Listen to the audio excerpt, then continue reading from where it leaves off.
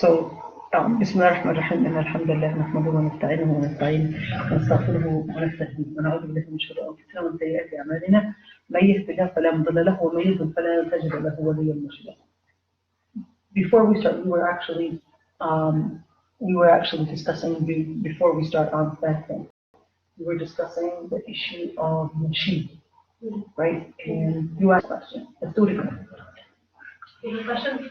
So I see a lot of my siblings mostly, they went into what's called Deen or Deen spot. So most of them, what they do is they take American hip hop music, they keep the instruments and the rhythm of the song, and just change the lyrics. So there are several things to it. Number one is that when we talk about nasheed, there's two things that relate to it. Number one, when we speak about nasheed, there's the part. Two, there's the lyrics of it. But to answer just specifically your question, if they're using a certain tune, there's nothing wrong with it. To do the tune of, let's say, another song. There's nothing wrong with it. It's just a tune. But one thing, what we must be careful of is the lyrics and what the words are saying. So the lyrics must not contain any shirk, must not contain any kind of thing, whether about men or about women, must not contain anything that relates to haram things, such as describing khamar or describing hangouts or whatever it is, describing things that are haram. Must not contain encouragement for anything that's haram. When you say encouragement for anything that's haram, like encouraging people to go to the movies or something, maybe that wasn't a good example. Encouraging people to cards or encouraging people to gamble or any type of that. It must not, when we say descriptive, meaning describing, whether it's describing men describing women or women describing men or women describing women. In other words, describing body things or describing the relationship. Or the other thing is that it must not have something that encourages things that can lead to fitna. Because sadd al-dhara'a, what is sadd al-dhara'a? Sadd al-dhara'a is closing the means that lead to evil. Whatever means that lead to evil is considered evil in Islam. It's considered haram. So if music, and in fact, or poetry or music was actually, as lahu al-hadith, that was throughout history and throughout all nations, music or poetry was one of the most important media means.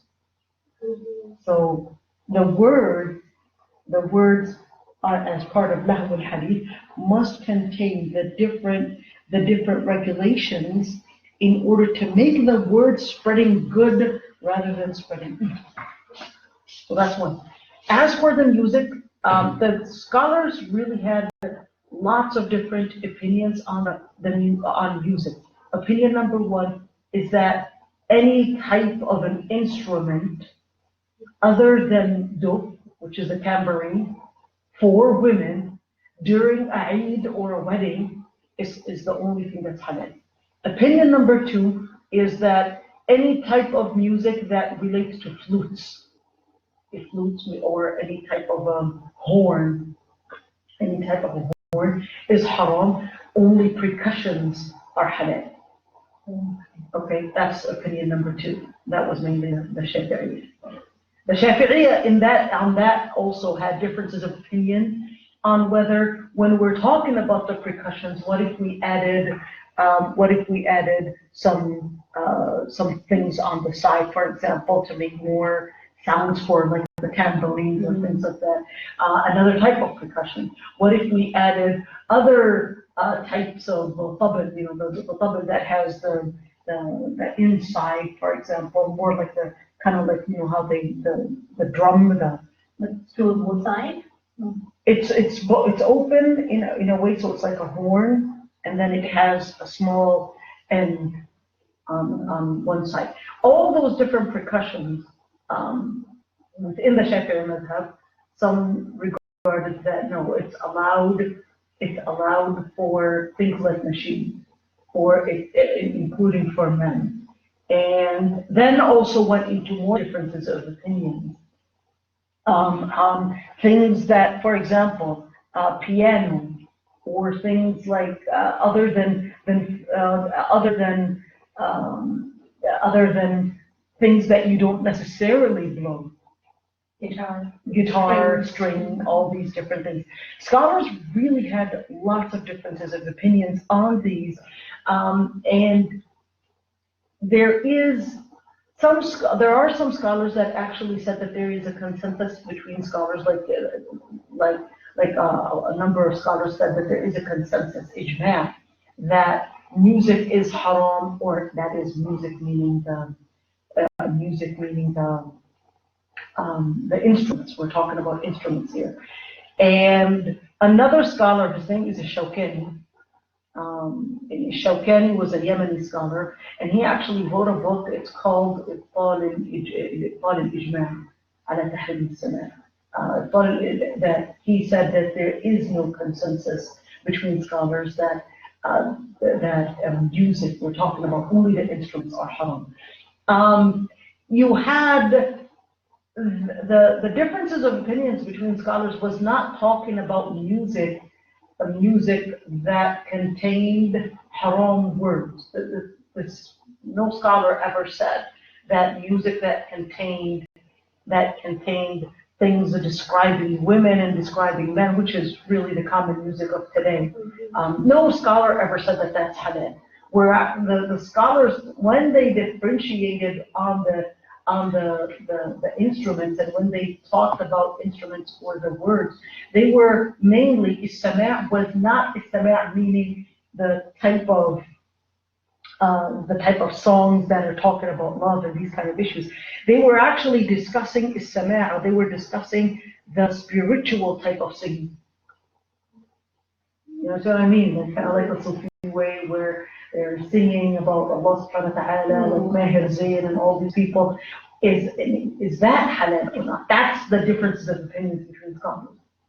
Al-Albani wrote a book. It's called Tahrim al-Ma'azif. Now there are 16 ahadith.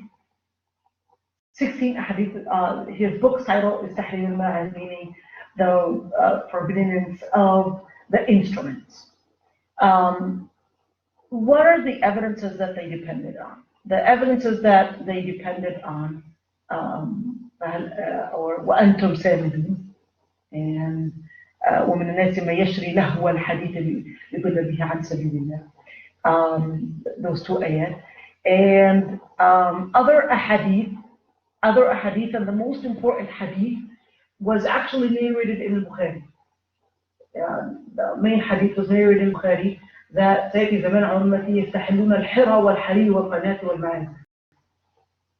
Now, that the Prophet ﷺ in the hadith Sahih al-Bukhari, that there's going to come a time where people are going to regard al-hira wal-harir, that is zina, and al-harir, silk, al-qaynat, the female singers, wal-ma'azif, which is instruments, that they're going to regard it as halal, meaning that this is a sign of judgment day. Now, based on that, based on that hadith, scholars have differences of opinions. Is this, number one, meaning that we're talking about all the different things put together, sounds like a bar, if you want to say, there's zina, there's singing, there's, kind of bar like a bar type of style. Is that what's haram? Or is each and every single one, that there's going to come a time where each and every single one, somebody's going to regard it as halal and start reinterpreting Islam, etc. Well, the thing is that about that hadith, about that particular hadith, there are two differences of opinions between scholars on, number one, the authenticity of that hadith. Number two, on the interpretation of the words in the hadith, whether it means all of them together, or is this describing, the situation of the people, where all these things together, or whether it's talking about each and every single one. Now, that hadith, when we say the authenticity of the hadith, scholars have different opinions. Authenticity of the hadith, you might say, well, wait a minute, how is it that it's in al-Bukhari, and at the same time they have differences of opinions? So there are, in Sahih al-Bukhari, there are hadith that are called mu'allaq. What is mu'allaq? Mu'allaq, hung, that's a good way. Mu'allaq, where the narration, in the chain of narration, there are narrators that were, you could say, incomplete in the chain of narration. Now, looking at that, some scholars, they just said, here we go, this hadith is not authentic, because it's part of the mu'allaq al-Bukhari and not part of necessarily what he put as a condition. Now, Ibn Hajar al-Asqalani, who is a later scholar, Ibn Hajar al-Asqalani wrote a book, and he went through those ahadith mu'allaqa, those incomplete chain narrations in Sahih al-Bukhari, and actually proved and completed the chain of narration, and actually proved, it's called taghliq al-ta'lim, completed the chain of narration, and proved that it is an authentic hadith, even if al-Bukhari did not want to say the whole chain of narration, because he knew that there's another hadith that I mentioned, all the chain of narration. When we look at the other hadith, actually 16 hadith exactly, to be precise. Al-Badri wrote a book in the Tahrim al-Mahadith. He actually took one hadith at a time and regarded that some of them not necessarily go into the level of Sahih, but go into the level of Hasan. When you say Hasan, it's a type of Hadith Sahih. It's the difference between Hadith Sahih and a Hadith Hasan or a Da'if is that when we talk about Sahih, okay, this is Chinese. Let's do it again. So in English, when we say an authentic hadith, that would mean that every single person in the chain of narration is, number one, they met each other. Every single one of these people, they transmitted the hadith, and each and every single one of these narrators is actually pious, is good in his memory. Every single one of these narrations, we did not have another hadith, a stronger hadith that contradicted what the words of this hadith is. And then we study that. Now, if one person only in the chain of narration, we discovered that he wasn't as good in his memory, through testing a lot of different hadith, we noticed that his memory was somehow not quite as strong. Sometimes he may not give the very accurate wording of the Prophet. So that's when we'll say hadith hasan.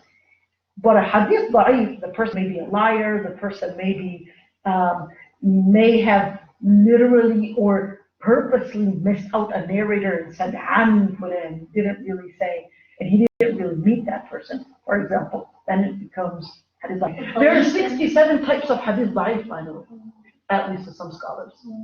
Da'if and mawdu or mawdu. Da'if is different than mawdu. Mawdu, totally fabricated hadith. Da'if, not, when I say there are more than, in fact, some scholars regard the hadith da'if even more than 67 or 69. When we say hadith da'if, it depends on the type of weakness it is. Some hadith, they are da'ifa, but you're allowed to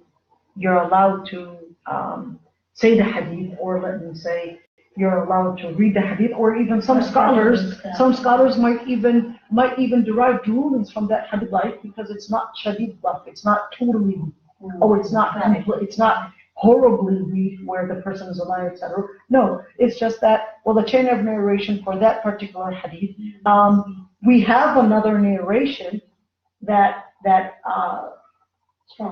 strengthens that hadith, that strengthens that narration, but it's not necessarily 100% accurate. Remember, we're very, very strict on how we take the narrations in Islam. Now, looking at those 16 hadith that relate to instruments, again, scholars still have differences of opinions when it comes to on how authentic are some of the hadith. To make the story short, and having that being said, is that there's no evidence from my humble research when it comes to music. I'm not talking about music with haram lyrics. I'm just talking about things like Sam Yusuf and Meher Zain, these types of nasheed. There isn't really, from my research, I think the preponderant ruling when it comes to it is that it's best to leave these types of nasheeds. But I wouldn't necessarily say that it's haram because there's no evidence to prove haram.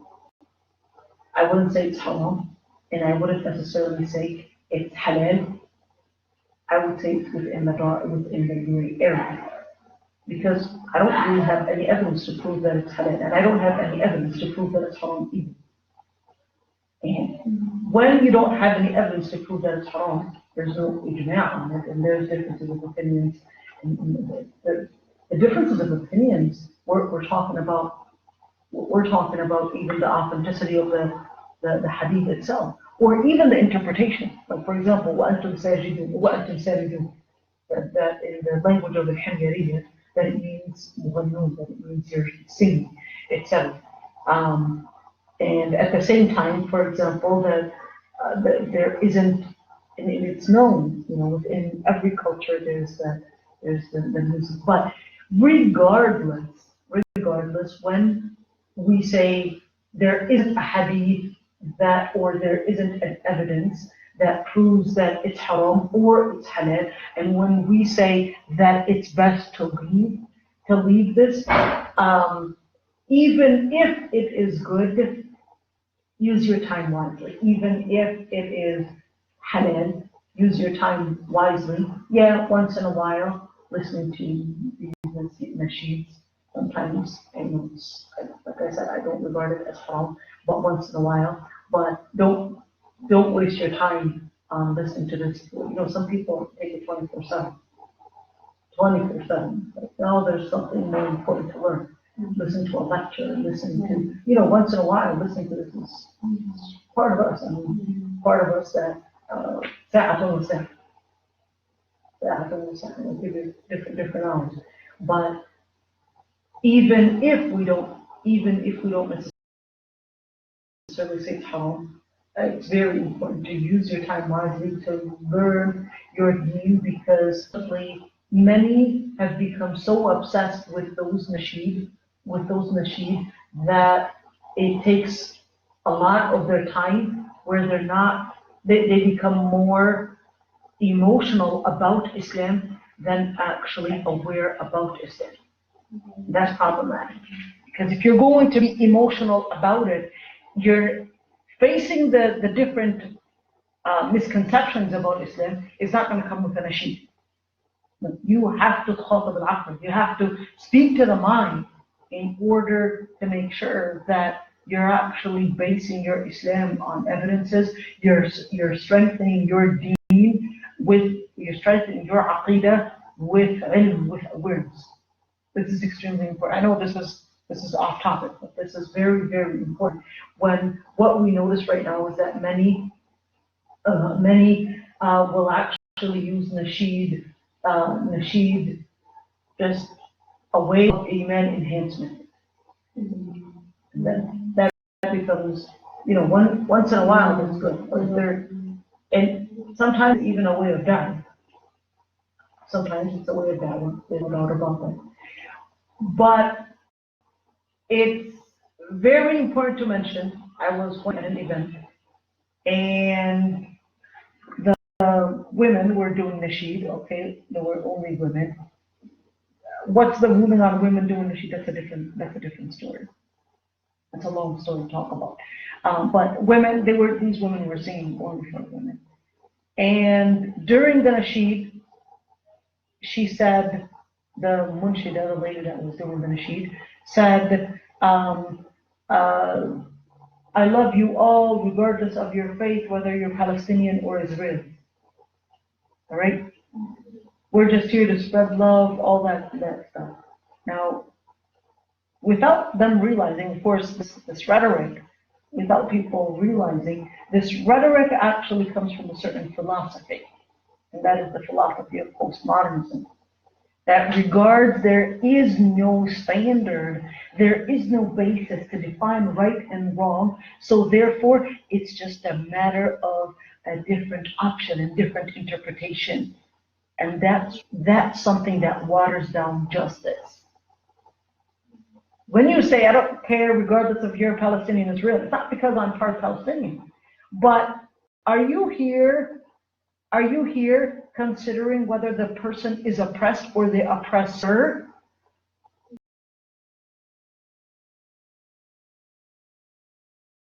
Realizing that postmodern philosophy comes in our own mind, and then we start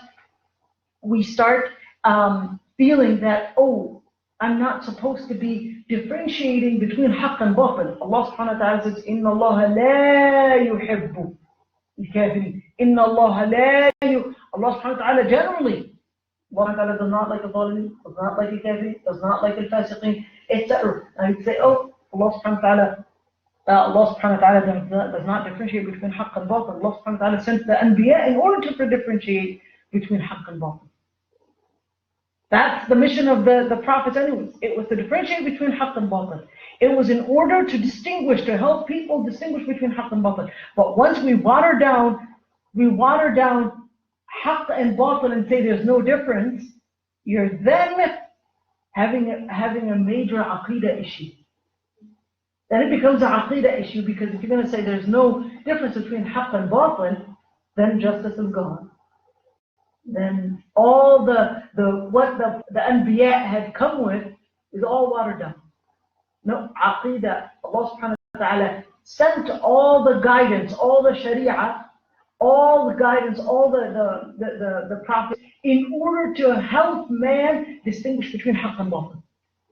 The postmodern philosophy comes from that individualism and that relativism that regards that there is no difference between right and wrong, because it regarded that all the definitions or all the different cultures or philosophies or religions that tried to differentiate between right and wrong were all human-based.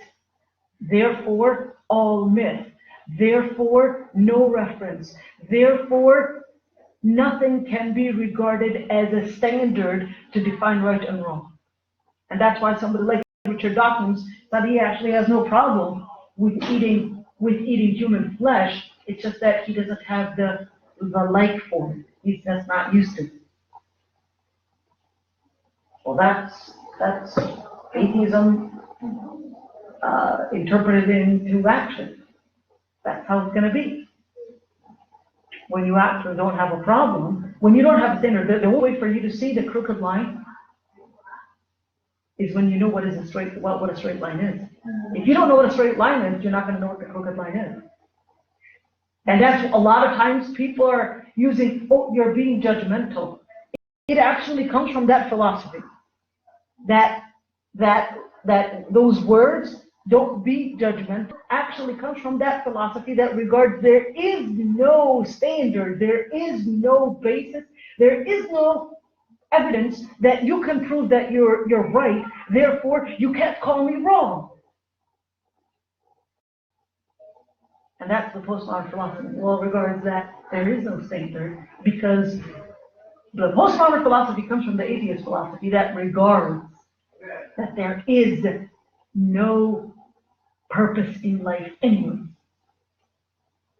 We just happen to be. Therefore, live the way you want.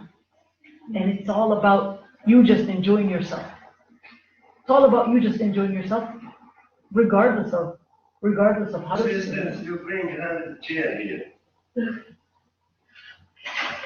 All right. I don't know how we got into that, but the forbidden days to fast. Now we're going to start. All right, the forbidden days to fast. When we talk about the forbidden days to fast, of course there are many days to fast, but generally it's very important to say that ritual in Islam. What is ritual? Ritual generally is any type of ibadah.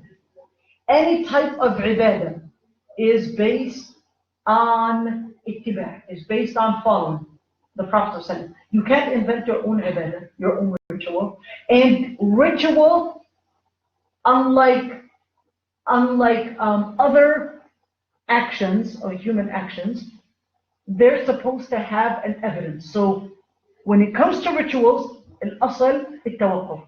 Whenever it comes to ritual, you cannot do a ritual without having an evidence to prove that you can do it. But when it comes to actions, just human actions, well, can I sit on the chair? Yes, it's mubah. ليش? Why? Because al-asl fil ashya' libah. Can I drink apple juice? Yeah, because al-asl fil ashya' libah. Because everything is supposed to be halal unless proven otherwise.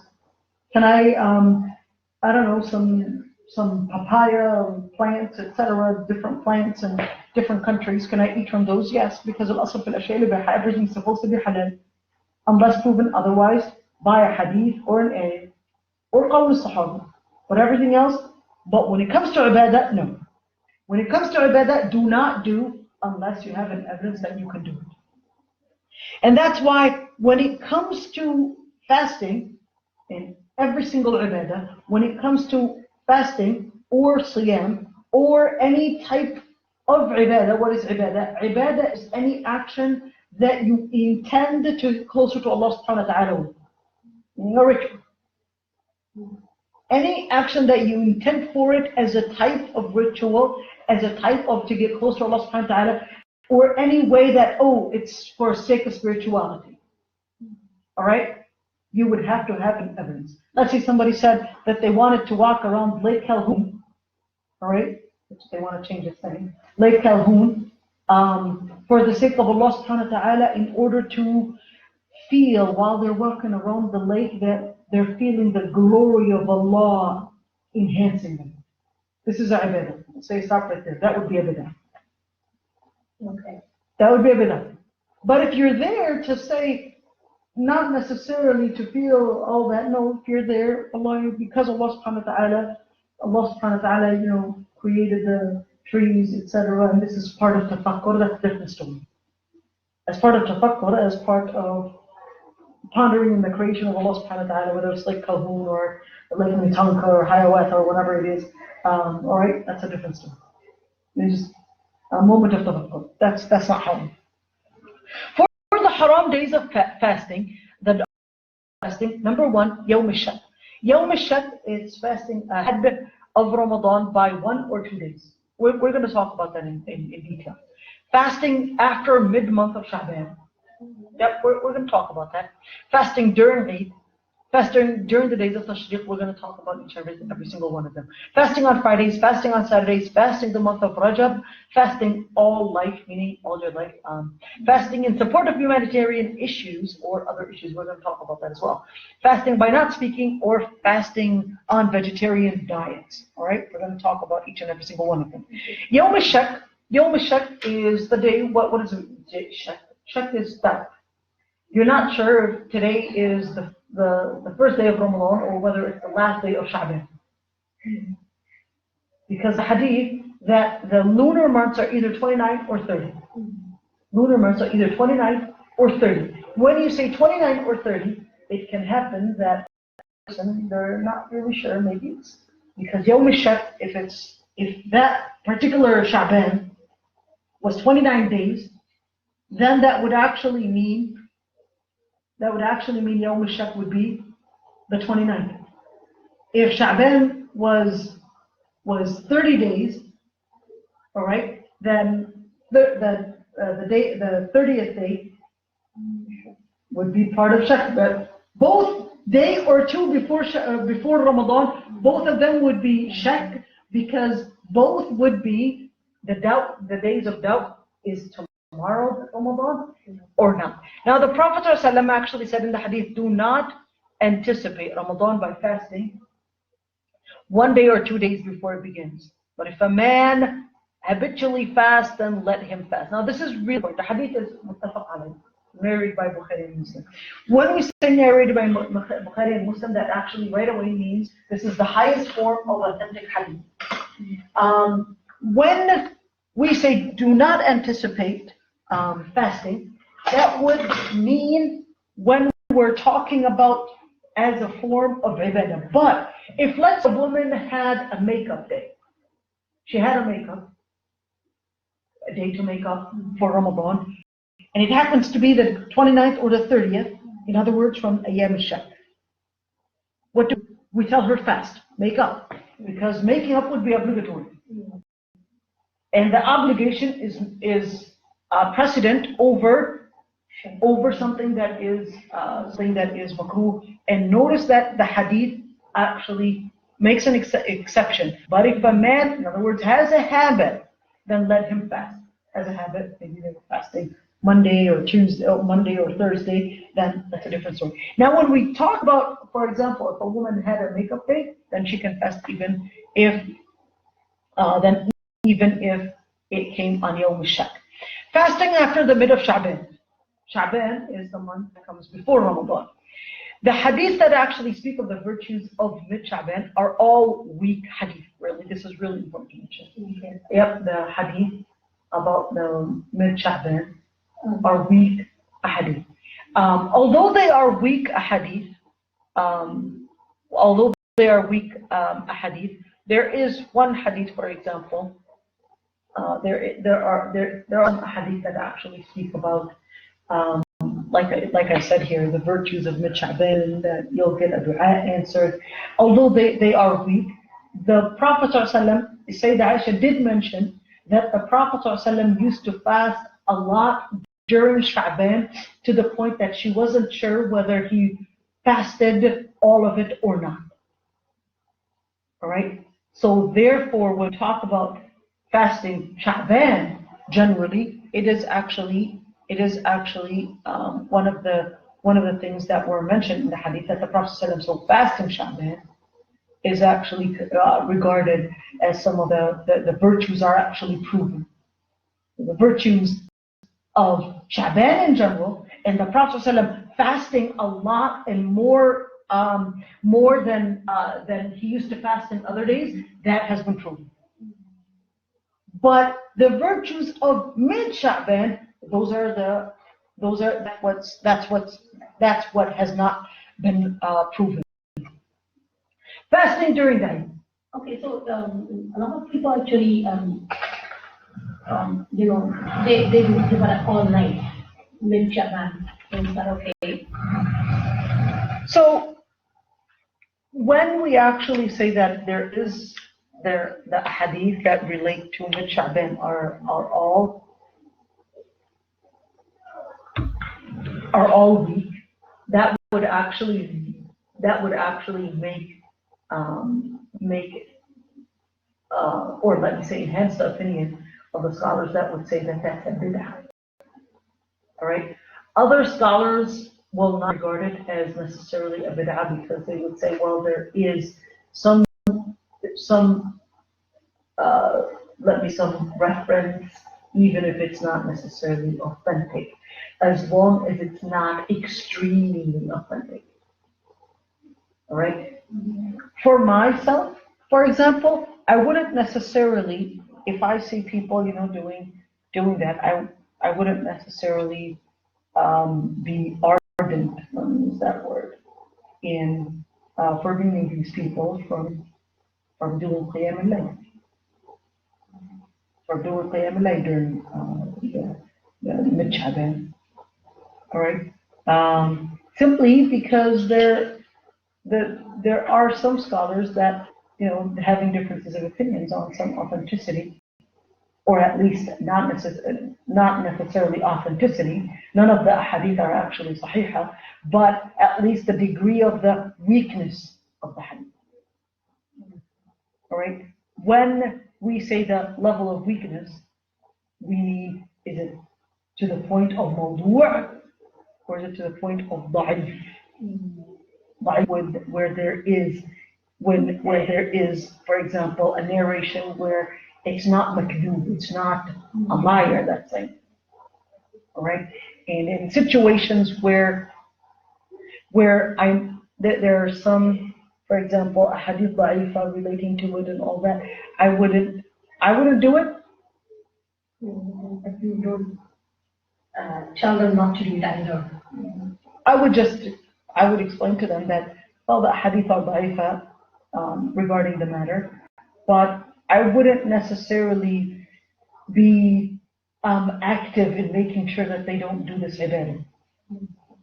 And especially that, sometimes people are just active, like the tabligh, for example. They're active during mid-Sha'ban, they're sleeping in the masjid, making food, doing dhikr, and doing dhikr not necessarily together. Each one is having their own corner and doing the dhikr there, doing their dhikr there. I wouldn't necessarily say, oh, you shouldn't be doing this, and it's a bid'ah, and stop.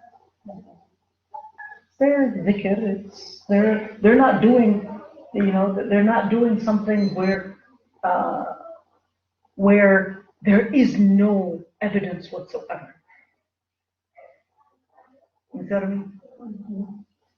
Like, when will I say, well, wait a minute, no, you shouldn't be having this in the masjid, for example? If we were having some group of people, I don't know, claim that they have the hair of the Prophet ﷺ and started touching the hair and say that this is the hair of the Prophet ﷺ, let's go rotate around it. That's when I say, well, wait a minute, where'd you get this from? Islam is free of these kind of myths. That's when I would say, wait a minute, stop right there. There's no evidence. And ibadah is based on tathabbut. Ibadah is based on making sure, meaning that you're basing it on a basis. Shirk went and found its way in Tawheed, which was the religion that Allah subhanahu wa ta'ala sent with the prophets, really by doubt. By doubt.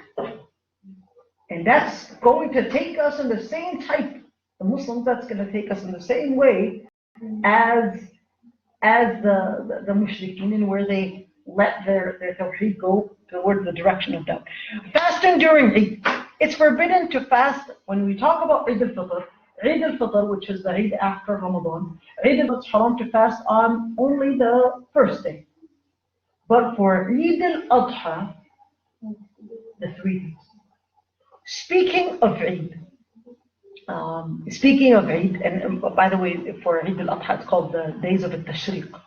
The days of al-Tashriq meaning sunrise, right? That's for Eid al-Adha. Speaking of Eid, a very common question, what is the ruling on celebrating things like birthdays and Halloween and all those different things? One thing is that in Eid or holidays in Islam, they're a type of ritual.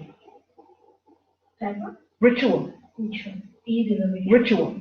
The Prophet ﷺ, a very important thing is that the Prophet ﷺ, generally all cultures, they used to practice a certain way. The Prophet ﷺ let them practice it. Unless, when did he stop them? He stopped them when it relates to haqidah, or when it relates to something haram in Islam. But generally, if that's their practice, we let them do.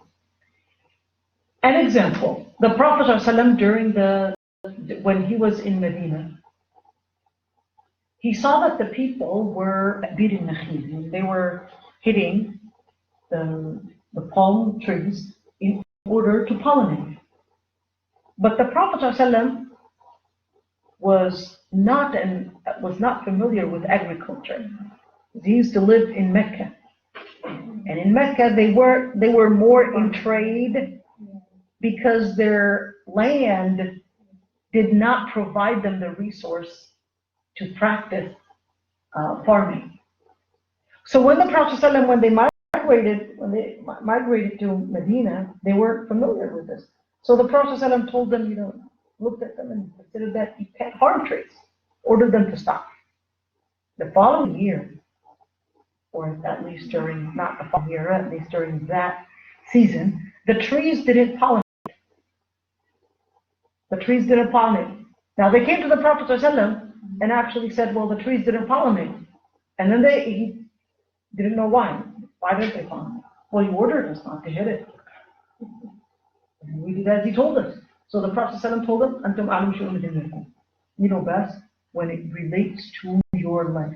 So when we look at cultures, generally, cultures are supposed to be as a human experience. That's how they do it in Pakistan, that's how they do it in Malaysia, that's how they do it in Indonesia. Let it be. Unless it contradicts something in Islam. If it contradicts something in Islam, that's when we say, that's when the Prophet ﷺ said stop. And a very important thing, in one of the incidents, the Prophet ﷺ saw that they had a habit where, they would dress up and celebrate a particular time in the city. And the Prophet ﷺ, what they were doing, they said, well, it's a day where more of a cultural day. It wasn't a religious day, by the way. It was more of a cultural day. And the Prophet ﷺ told them, Allah subhanahu wa ta'ala replaced you 2 days better than this day or these days. And that's Eid al-Adha, Eid al-Fitr. What is that telling us? That actually tells us that when it comes to culture, when it comes to holidays, holidays are a form of ritual. Whether you call it Halloween or Valentine's Day, it's part of a ritual. It's a ritual. It's a ritual. It's a ritual. If you look at this hadith, is actually mihwar. This hadith, when the Prophet ﷺ tells them, Allah subhanahu wa ta'ala replaced you 2 days better, or days better, not 2 days, but days better than this, that would actually tell us that a form of celebration for holidays is a type of ritual. What is a holiday? A holiday is a holy day. A holy day is a particular day that people take as a way to commemorate. That's what makes it a holy day. Holiday, break it up, it's a holy day.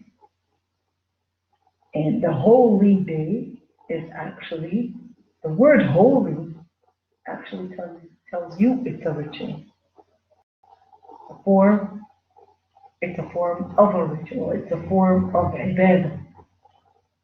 Whenever you do something in a repetitive action, unless we do repetitive every single day we go to work, does that make it haram? No. Alright? We're talking about a type of ritual, we're talking about a type of an action that people do where you dress up, all that. It's not for a wedding, it's not for a baby shower, it's not that, it's a whole new day. Baby showers are different. Baby showers are different. Alright? Baby showers, it's not something that you constantly do. There's not that repetition. In fact, even though there's aqiqah, al-aqiqah is the sunnah. Al-aqiqah happens after the baby is born, not before the baby is born. That's the sunnah. Can you do, though, a baby shower and aqiqah? Yes, you can. What's the evidence on baby shower? Well, baby shower, it's part of the culture that it's not a religious thing. So it's culture where it actually has the means of supporting one another. So they buy the sister, she's almost getting close to her due date. They make her a day where they're buying her clothes, baby clothes, and cribs, and all these different things, all right? That's a form of support. A form of support, they're bringing her. It was a bridal shower. What is a bridal shower? What do they really do? I never went to one. I never been to. Oh, you never? I never went to one. That's why I'm asking. I was invited sometimes. Well, if it's something similar to that, Yeah, exactly. unless there's let me say indecent and improper clothes. If people are celebrating for a wedding, for example, it's not haram. What do we mean by improper or indecent clothing? Right? Although scholars have differences of opinions on the level of awrah, how much of a, what is the awrah? What's the degree of awrah between a woman and a woman? All right? What's the degree of awrah between a woman and a woman? Although scholars have differences of opinions. Some said the way she would dress in front of her maharim. Other scholars said that the way she would dress. Some of them said between the navel and the belly button, that is, on the knee. And other scholars said sawatan, which is the private part only. Now, when we actually look at the evidences, right? To actually see sawatan, to actually say it's just the private part, is really contradictory to the principles of Islam. Contradictory to the principles of Islam. Tafsir al-awrah, covering the awrah generally, and modesty is a main key thing in the principles of Islam. And to actually say between the belly button and the knee is a considerable opinion, but although it's a considerable opinion, there is a difference between a woman that is breastfeeding and between a woman that is dressed in a way to enhance a certain exposure. It's totally indecent, even if we are to say it's halal. It's khawarim al-muru'ah. It's not an honor, not an honorable thing to dress like that. Even if we are to say it's halal, shouldn't be dressing in an indecent or in a way that is not honorable and expose certain parts which we know as women or in the community as adults that type of exposure actually sends a message, sexual message, or sends a message, excites certain things. 3, it's the dress of al-fusaq. What is the dress of al-fusaq? Al-fasiq is the person that has the habit of committing sin. That's al-fasiq. As a habit of committing sin. That person becomes immune to feeling halal wal haram, becomes immune to sensing the rulings of Allah subhanahu wa ta'ala. So to them, they don't care. That's a fasiq. Man tashabbaha biqawmin fahuwa minhum. Whoever imitates any group of people and they have become like him. So for a sister to dress like a fasiq or a fasiqah, or know that this type of dress is only worn by indecent people in any culture, dressing like them makes you part of them. And you can't say, well, in Islam, it's just between the navel and the belly button, and I want to show that Islam, there's also, the freedom, it's all women, and etc. You don't give up on muru'ah, on your dignity,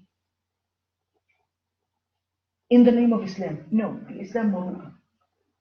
You can't give up on muru'ah and in the name of Islam and say, I want to show that, yeah, I can be a hijabi and a niqabi, and at the same time when I'm around women, I'm dressing that way because I want to show that, yeah, you can practice your Islam, and at the same time you can be hurra, you can be liberal, you can be somehow like that. No, this is, however, muru'ah. This is not muru'ah. This is not dignity. This is not decent. Even if you're a Muslim. And then many, unfortunately, they would convince each other and convince themselves that, yeah, I'm a niqabi on the outside, but when I'm around women, I want to show that Islam is easy. No, you're being too easy because you're giving up on your muru'ah. Muru'ah, chivalry, or in fact, the word muru'ah, I don't know what the proper word for muru'ah is, but more of it gives haiba, it gives honor, it gives respect. Muru'ah lets the other person hold a certain view for you, hold a certain image for you. This is a very core manner in Islam. It's a khuluq that you cannot separate from Islam. Muru'ah, the Prophet ﷺ said al-haya, talked about al-haya as being part. Shyness and bashfulness, it's actually part of Islam. You cannot separate it from Islam and say, yeah, well, here, in the name of Islam, doing haram. You can't do haram in the name of Islam. So that's just a common thing about Eid. The Prophet ﷺ actually mentioned in the hadith for the fasting of Ayyam al-Tashriq, did actually mention that the days of Tashriq are the days of eating and drinking, meaning having fun, eating and drinking, and helping the kids celebrate. And as women, I think it's very important, since we are concerned to make the days of Al-Eid as holy days, it's very important for the mothers to do their best to make it a fun day for the children to feel, to await that day. And especially if the children did their best in fasting, or at least preparing themselves for the Eid, but where they fasted the days before Eid al-Adha, the 10 days before Eid al-Adha. This would actually encourage the children to await for that day. And when the Prophet ﷺ tells us that Ayyam al-Tashriq are actually days for eating and drinking, that's to tell us and give us a sign that as mothers, especially as mothers, we know how to do it better than the husbands, right? Men, we don't know how to get that type of hypeness, let me say, into those days, and we know what it means to child. And that's why, putting up balloons, decorating the house, or etc. becomes the sunnah. The sunnah is to help the child live the Eid. The adults, you yourself, decorate it for your husband. Dress up for that day. Help your husband dress up for that day as well. Take an off from work. Make that a special day. That's the sunnah. Make it a special day. Now, for the person that's doing Hajj, it's a different ruling for those, whether somebody is tamattu or Quran, that's a different story. So we're not going to go into the days or the rulings of the person doing Hajj. And of course, these days, whether the person is doing nafil or making up fasting, you cannot actually fast those days. Unlike Ayyam Shak. So let's say a sister had a day to make up. She can't make up on those days. All right? Find another day. All right? Find another day. The other part, doesn't want to move. Fasting on Friday. Ifrad Yawm al-Jum'ah, fasting and singling out Fridays. There's a hadith where the Prophet ﷺ, hadith Abu Hurairah, and Abu Hurairah, who's Abu Hurairah? Abu Hurairah, he's the Sahabi, he became during Khaybar. And Abu Hurairah actually was from Ahl al-Suffah. He stayed with the Prophet ﷺ, and the Prophet ﷺ made dua for Abu Hurairah. Actually, one of the du'as for Abu Hurairah that only the mu'min will love Abu Hurairah. Only the mu'min will love Abu Hurairah. Abu Hurairah was a Sahabi that, according to Ibn Humayd, he narrated more than 4,000 ahadith.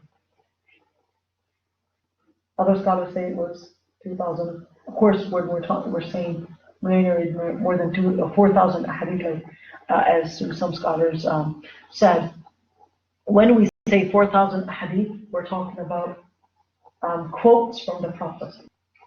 So Abu Hurairah, and scholars had different opinions by the way on his name. But generally, most scholars, the preponderant, Allah Alam, is that his name is Abdul Rahman ibn Sakhr.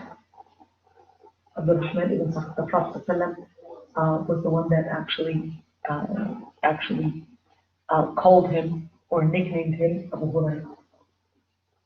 Abu Hurairah, there's a story where the Prophet was with Abu Hurairah, and Abu Hurairah comes to Abu Bakr as-Siddiq and he said, well, Abu Hurairah was very hungry.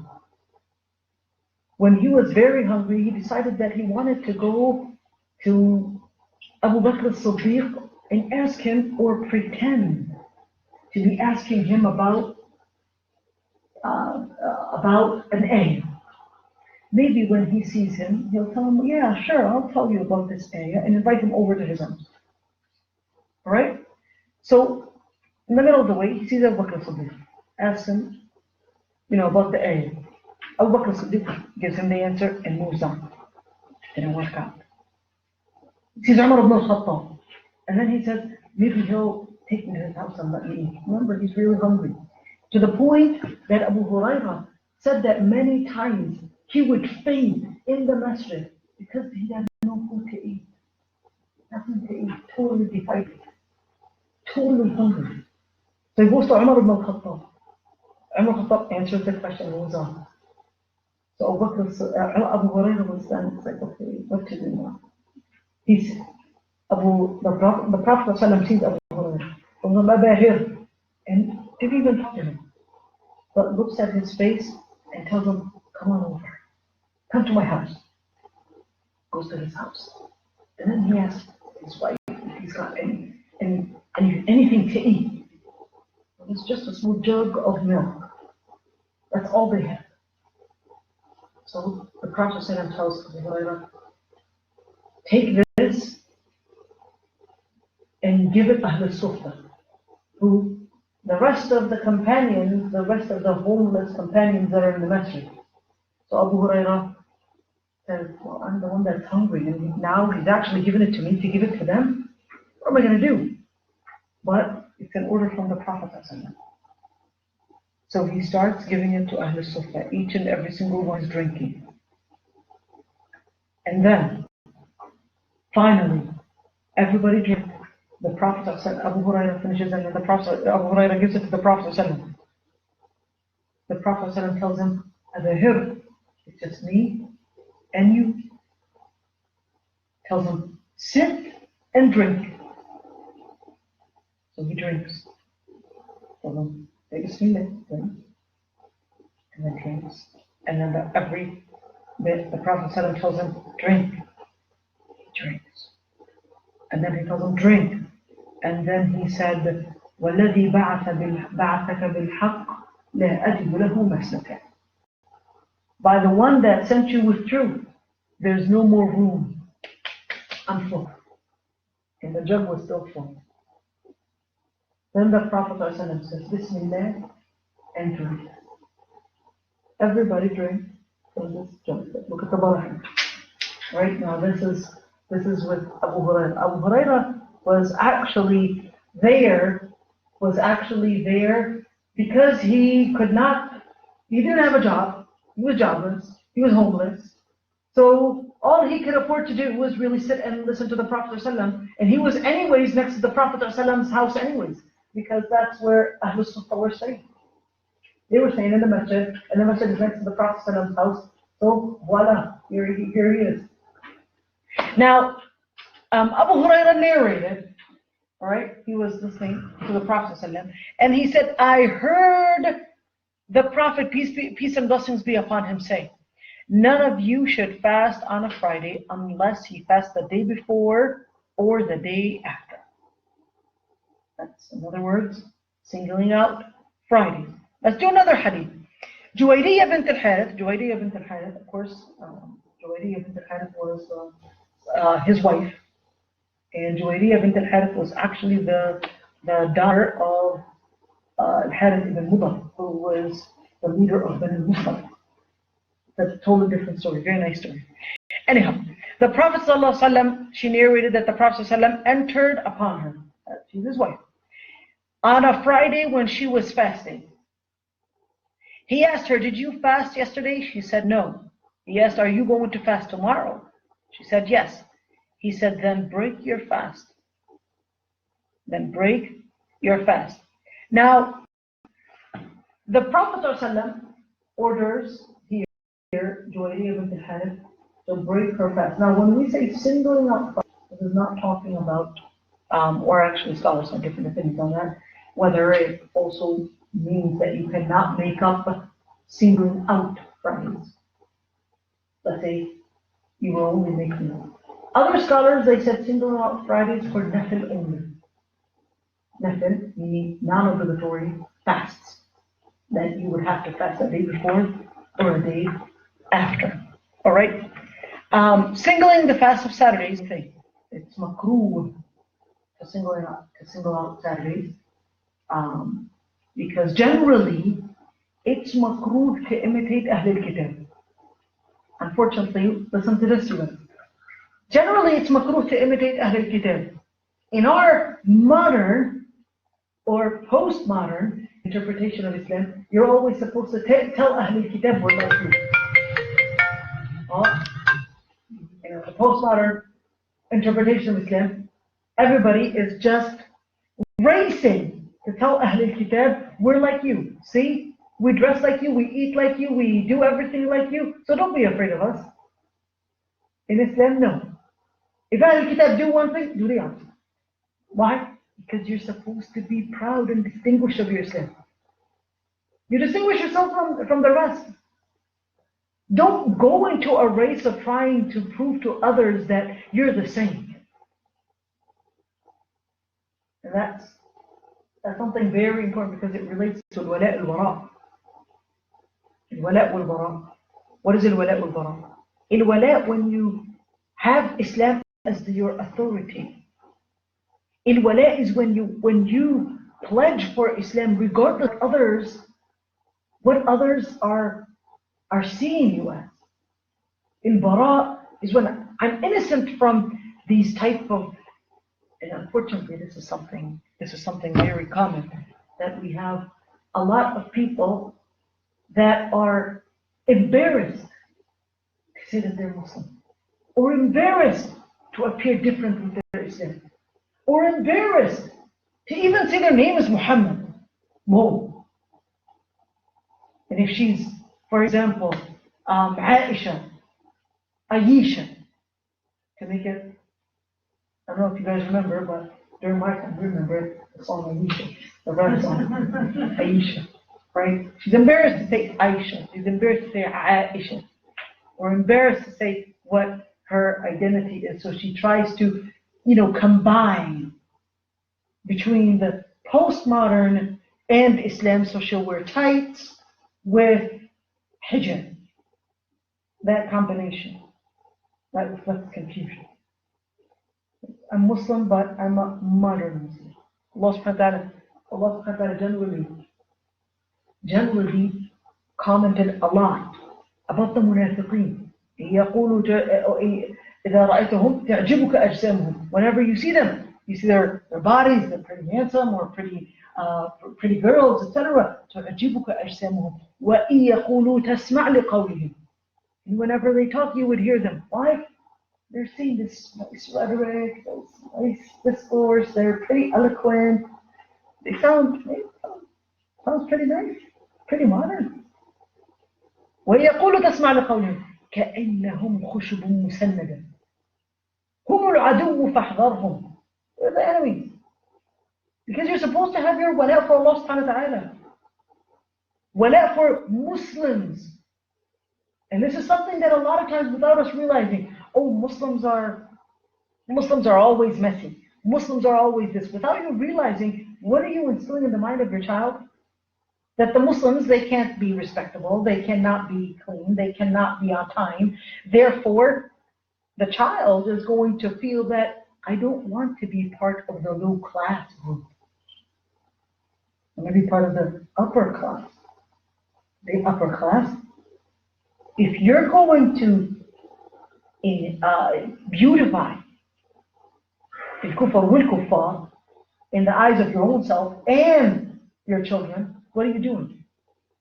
You're actually enhancing their wala for al-kufr wal-kuffar. What do you realize? You're supposed to be enhancing their wala, their pledge, what they feel a part of, for Allah subhanahu wa ta'ala wa Rasulullah, for Allah and His Messenger. That's al-wala.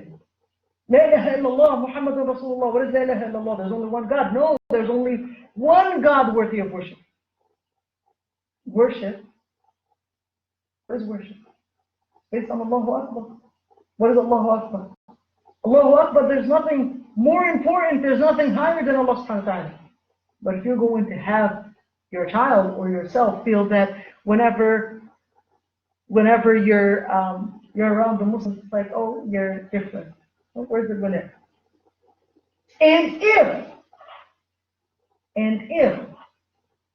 you feel that there is really a problem in our community, and indeed, whether it's lacking cleanness, as unfortunately, those weaknesses, it doesn't mean that when your house is dirty, it doesn't mean you go outside your house, it means you clean. Right? So if you feel that the Muslim community has flaws in it, you can't say, oh, I'm not part of this community, I'm going out. No, this is your community. If you're mu'min, if you're Muslim, you have your wala for Allah subhanahu wa ta'ala and al-bara' from al-kufr wa ahlihi. You're supposed to be considering that you fix your own home. That's the Muslim home. Fix that. There's racism. Work on it. The racism. Work on fixing that racism within our community rather than getting out of it. Your own home. If you feel that with our own home there's violence, fix it. Singling out Saturdays. Why? Because it was the fast, and it is the fast of Ahlul Kitab. The Israelis, that's what they call it, Shabbat. The Yehud or the Jews would call it Shabbat. And the Shabbat would be for the Saturday. And they would have, their Shabbat actually starts around 1 p.m. on Friday. Continues Saturdays around 6 p.m. Alright? But for a Muslim, you don't imitate Ahlul Kitab. It's so sad, you guys. One time I was in the University of Minnesota. And unfortunately, there were some Muslim students there that actually told me that they were studying Hinduism. I don't have a problem with somebody studying Hinduism, but I asked, so why are you studying Hinduism? She said, because I wanted to understand the Islamic spirituality. Well, wait a minute, you're studying Hindu spirituality or Muslim spirituality? No. I'm trying to understand the Islamic spirituality by studying the Hindu spirituality. How's that? I don't know without realizing. And this is something that's actually happening within our community. They think that they want to study Islam through postmodern thinking. And right now we're getting people that actually bring in postmodern thinking, and then they say, well, Islam says the same thing as that postmodern thinking. And unfortunately, even giving training in da'wah, on what you should say Islam is. When all of it, unfortunately, is doing what? Is giving the postmodern interpretation of Islam. When there's clear evidence that, sorry, Islam is this or that. Without us realizing, totally washing out Islam and calling it a modern way of training to do da'wah. It's for the da'wah purpose. Washing out Islam for da'wah reasons. No, Islam is Islam. You can't change Islam and then call it that, oh, it's just a way to deliver the message. No, you're changing the message of Islam. You don't change the message of Islam. وَمَا عَلَى رَسُولِ إِلَّا الْبَلَاغُ. Your duty is to give balagh, is to give the message. The rest, مَنْ شَاءَ فَلْيُؤْمِنْ وَمَنْ شَاءَ فَلْيَكْفُرْ. They want to believe, they can believe. They don't want to believe, that's Allah subhanahu wa ta'ala. لَسْتَ عَلَيْهِمْ بِمُسْلِمٍ إِلَّا مَنْ تَوَلَّى وَكَفَرَ. Now, when we talk about Saturdays, it's very important to say it's in order to train the Muslim to not imitate Ahlul Kitab or any type of kuffar, any type of private groups, even if they are Ahlul Kitab, even though Ahlul Kitab are closer from the kuffar, from the rest of the polytheists. The Prophet ﷺ said in the hadith, do not fast on Saturdays apart from days when you're obliged to fast. If any one of you cannot find anything other than grape stalks or the twigs of a tree, let him chew it to make sure that he's not fasting. In other words, imitate al-mu'mineen. Don't take Ahlul Kitab. Now remember, the Muslims were at the time, when the Prophet ﷺ was saying that, the Muslims, it would have helped them a lot more to imitate Ahlul Kitab and imitate the kuffar than to appear different. Why? Because once you appear different, people see you as a threat. People don't like it when people act differently. Right? And that's what happened even during the time of the Prophet ﷺ. They saw Islam not necessarily as, okay, just an interpretation. No, they saw Islam as a threat even during the time when they were in Mecca. When the Muslims weren't doing any type of jihad, or any jihad meaning any type of warlike action. They saw the Prophet ﷺ as a threat from day one. From day one, they saw him as a threat. Because anytime you go against people's tradition or way of thinking, they'll view you as a threat. Whether you practice violence or not, they'll see you as a threat. That's just the way people actually see one another. If you're different, you're enemy. It was during the time of the Prophet. Now, when we actually say that, the Prophet ﷺ was teaching the Muslims the word Allahu Akbar. What is the word Allahu Akbar? Have your pledge. Have your connection with Allah subhanahu wa ta'ala. Connect to Allah subhanahu wa ta'ala. Have that as your main issue or your main priority, regardless of how people see you. Even if that meant it might let you integrate and people tolerate you and all that. No. The Prophet ﷺ actually taught them, مَنْ تَشَبَّهَ بِقَوْمٍ فَهُوَ مِنْهُمْ. No. Be different. You're supposed to be distinguished in the way you act your Islam. Allahu Akbar. Don't just imitate for the sake of imitation. In fact, the first thing that Islam, or the Aqidah, the first part of the debate, that Allah subhanahu wa ta'ala put forward in front of the kuffar, that how can you believe just because everybody else says or culture practice it? Allah subhanahu wa ta'ala was teaching us that bara, that wala and bara, where you actually have wala for Allah subhanahu wa ta'ala and you don't base your action on doubt. Generally, when we look at when you look at resources of ilm, Allah subhanahu wa ta'ala says, إِن يَتَّبِعُونَ إِلَّا الظَّنَّ إِن يَتَّبِعُونَ إِلَّا الظَّنَّ وَمَا تَهْوَى الْأَنفُسُ وَلَقَدْ جَاءَهُم مِّن رَّبِّهِمُ الْهُدَى يَتَّبِعُونَ إِلَّا الظَّنَّ. They follow down. وَمَا تَهْوَى الْأَنفُسُ, and what their hearts or what they desire. وَلَقَدْ جَاءَهُم مِّن رَّبِّهِمُ الْهُدَى, and God Almighty sent them guidance. If you look at these three things, يَتَّبِعُونَ إِلَّا الظَّنَّ, that is ظَنَّ, ilm or ظَنَّ, this is relating to what? This is relating to philosophies, the understanding of life, the understanding of what's right and what's wrong, the definition, all that, all right, the resources that you depend on. It's either going to be through ilm, knowledge, fact, or it's going to be based on doubt. Allah subhanahu wa ta'ala is saying they were basing their understanding of life, their purpose of life, all that based on doubt. You go to the other part.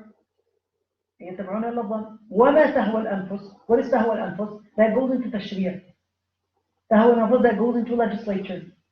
LGBT movement, what was that based on? It was based on tahwa al-anfus. But that was based on tashriya. What is making this new type of tashriya? What is making that new type of legislature? It's really tahwa al-anfus. It's really certain desires that are pushing forward a new understanding of how to view life and how to view the definition of right and wrong. Now that's realizing we're starting to be, no, we don't want to say we don't tolerate LGBT. Why are we trying to say that this is wrong? This is wrong. That's not how God created man, period. Whether people like it or not, that's not how God created man. I'm not telling you to be violent against it because you don't even have the power. And plus, even Islam didn't ask you to do your da'wah when people are actually even doing with their kufr. Kufr is even worse than this the sexual delusion that they're in. Kufr is even worse. Right? What do? You actually first you explain that part, the aqidah part. Then the second part. But you don't fall within it and call it sexual orientation. You don't discriminate between people based on sexual orientation. Wait a minute, what? Orientation. Orientation is that word is actually a derivative. It's derived from the understanding that there is no right and wrong. It's just a matter of taste. That's why they called it orientation, because they regarded that it's just the way I view it. So you can't tell me it's right or wrong. That's why it's called orientation. But no, in Islam it's not orientation because we have a standard that we go based on. It's considered as delusion. It's going astray. Now when we look at the second one, remember, that's what's changing cultures. That's what's changing legislature. وَلَقَدْ جَاءَهُم مِّن رَّبِّهِمُ الْهُدَى. And Allah subhanahu wa ta'ala sent you the guidance. The guidance for what? For both the aqidah and the legislature. Because what changes people's cultures is, number one, people's wrong views that's based on doubt about the purpose of life. Two, people's desires that push through a certain type of culture. How do cultures change throughout history? Well, it's people's desires. They kept on pushing. It's not necessarily based on haqq or batil, but it's based on doubt and based on desire. That's pushing right now and changing the cultures. So the Prophet ﷺ, for this singling out Saturdays, was teaching us one very important thing. Make sure that when you do a certain culture, when you do a certain thing, don't necessarily practice a certain ritual because you see others doing it. You can't base your religion on doubt. And that's why I ordered the muslimah. No, you know what? Even if you take a grapevine, go and suck on it. Go and suck on that. Or even if you chew on a twig, go and chew on that. But don't fast. Want to teach the Muslim that becomes ibadah. الولاء والبراء is aqidah itself. The Prophet ﷺ was teaching us the very important thing on how to understand the ritual itself. Fasting the month of Rajab. Rajab is one of the days, al-Ashhur al-Huram. With regard to fasting the month of Rajab, there's no Sahih hadith to indicate that there's any special virtue in fasting all or part of the month of Rajab. There's no hadith, authentic hadith, that actually talks about this, or that considers that there's a special virtue for the month of Rajab. All right, and those people that are singling out Rajab, they're not depending on hadith sahih. The Prophet ﷺ actually fasted some days of the sacred months and others not. So the sacred months are the Ashhur al-Hurum. If someone wanted to fast those months, there's nothing wrong with that. But singling out Rajab, that's what doesn't have a basis. Does that mean I can't fast in the month of Rajab? No, you can fast in the month of Rajab. But to consider that, oh, I'm fasting Rajab, that's what, I'm fasting Rajab for the sake of Rajab, because there's a special virtue in Rajab, that's what doesn't have any evidence on. You know what I mean? Because remember, when it comes to, it's all about following the Prophet. All right? Fasting all the life, we saw, all right? Amr ibn al-As was one of the Sahaba. And the Prophet in the Battle of Death he actually made him be the leader. Amr ibn al-As was just a couple of months Muslim. But the Prophet made Amr ibn al-As be the leader, even though Abu Bakr as-Siddiq was there. Or Umar al-Khattab was there, but the Prophet chose him to be the leader.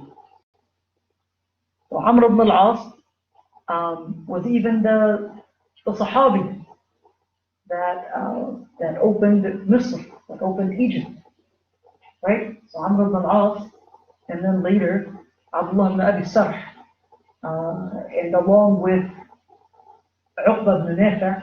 Uqba ibn Nafi' was actually his maternal brother. So, well, maybe I could say it that way, more accurate, that he was his stepbrother, Uqba ibn Nafi', who opened all the way in North Africa to the very end of Mauritania, along with Abdullah ibn Abi Sarh. His brother, Uqba ibn Nafi', was not a Sahaba, he was a Tabi'i. He didn't get to the time of the Prophet. But Uqba ibn Nafi' was actually his brother from his mom's side. That's why they have a different name. Amr ibn al-As is different, his dad is different than Uqba ibn Nafi' who conquered or opened Tunis, Algeria, Libya, Morocco, Mauritania. Oh, it's like Abdullah ibn Abi Sarh was also with him. Abdullah ibn Abi Sarh, I know where this is getting at. Abdullah ibn Abi Sarh was actually, he became Muslim, migrated to Medina, and then he left Islam. And then, when the Prophet ﷺ was victorious in Fath Mecca, in the opening of Mecca, the Prophet ﷺ ahdar them Abdullah ibn Abi Sarh. The Prophet ﷺ said that Abdullah ibn Abi Sarh, because he was actually making all this poetry against the Prophet ﷺ, ordered that he would be assassinated. But Abdullah ibn Abi Sarh, his brother, his milk brother actually, was Uthman ibn Affan. Uthman ibn Affan was a very important Sahaba. He was also the third of the Khalifa after the Prophet ﷺ. So he went to Ibn Affan, who was his milk brother, and he told him that the Prophet ﷺ is actually ordering for me to get assassinated. Why don't you at least intervene with the Prophet ﷺ? So Uthman ibn Affan intervened to the Prophet ﷺ. Listen to this, you guys. Intervened to the Prophet ﷺ. Now, Abdullah ibn Abi Sarh later becomes Muslim. But Abdullah ibn Abi Sarh was so embarrassed because he became Muslim before he left Islam. So Abdullah ibn Abi Sarh, every time he would see the Prophet ﷺ, he wouldn't dare to look at him. He would just lower his eyes. He didn't want to even see him. So shy from the way that he actually betrayed the Prophet ﷺ. So Abdullah ibn Abi Sarh told I can't tell the Prophet ﷺ that he's really shy to look at you because of his past sin. So the Prophet ﷺ smiled and he told him, tell them, Al-Islam yajubu ma qabla. Islam wipes everything that is before. Later, Abdullah ibn Abi Sarh actually becomes the leader of Mecca. And Abdullah ibn Abi Sarh later becomes the main leader to even bring Islam to Sudan. Sudan, see how big it is. That's Abdullah ibn Abi Sarh. And also North Africa. Him with Uqba ibn Nafi'. This is Abdullah ibn Abi Sarh. I know we got to Abdullah ibn Abi Sarh because of Amr ibn al-As. Amr ibn al-As narrated the Prophet ﷺ said, whoever fasts forever has not fasted, which is called al-Wazwaz. Meaning you fast every single day and you never stop fasting. Alright, that's al-Wazwaz. The Prophet ﷺ also said, based on the hadith narrated by Abu Hurairah, do not perform al-Wazwaz. Al-Wazwaz is fasting every single day. He said that three times. That's not perform al-Wazwaz, and that is Abu Hurairah tells them, but you perform al-Wazwaz, O Messenger of Allah. He said, you're not like me in that manner. I spend the night in such a state that Allah feeds me and gives me to drink. Devote yourselves to the deeds which you can perform. This is very important. Do the deeds that you're able to do. The Prophet ﷺ, this is part of the things that Allah subhanahu wa ta'ala had kept for the Prophet ﷺ, but not for us. Fasting in support of humanitarian issues or other issues. And this is very common. The Prophet ﷺ, despite all that he has went through, he never fasted for the sake of humanitarian crisis. Right? So let's say, okay, we're all going to be fasting for the sake of humanitarian crisis for the people in Syria or whatever. All right? Fasting by not speaking or fasting on vegetarian diets. This is a number of things that comes within wala' wal bara'. Any type of worship or any ritual must follow the path of the Prophet. Anything. You can't make your own ritual. You say, well, we're here in solidarity with the people that are doing chemotherapy. We're going to shave our heads. You can do your solidarity in different ways. All right. Therefore, inventing types of fasting beyond that was reported, because remember, when it comes to ibadah, there has to be an evidence. When it comes to ibadah, there has to be an evidence. Therefore, in asl, you have to not perform a ritual unless there's evidence that you can do it. Now, when we say you're not supposed to do unless there's evidence, that would actually mean if you're doing it for the sake of, that would be a bid'ah to do. Let's go like this. Vegetarian, all right? The person, let's say, I'm somebody that usually doesn't like meat, unless it's barbecue. It's a different story. But generally, meat I don't eat. Chicken I don't eat. I don't eat fish. I don't eat. Not because I'm vegetarian, because I don't like it. All right? If you just happen not to like it, all right? If you just happen not to like it, then that's a matter of choice. But if you're you're not eating it as a type of a philosophy that you don't want to harm animals, you don't want to harm this is really important. that you don't want to harm animals, therefore you don't want to eat fish, you don't want to eat, cows, etc., then that becomes aqidah. In Islam, even plants have feelings. Listen to this, you guys. So the people that are vegetarian, they'll tell you, well, we don't want to harm those animals, etc. Alright? But in Islam, yes, harming the animals is haram.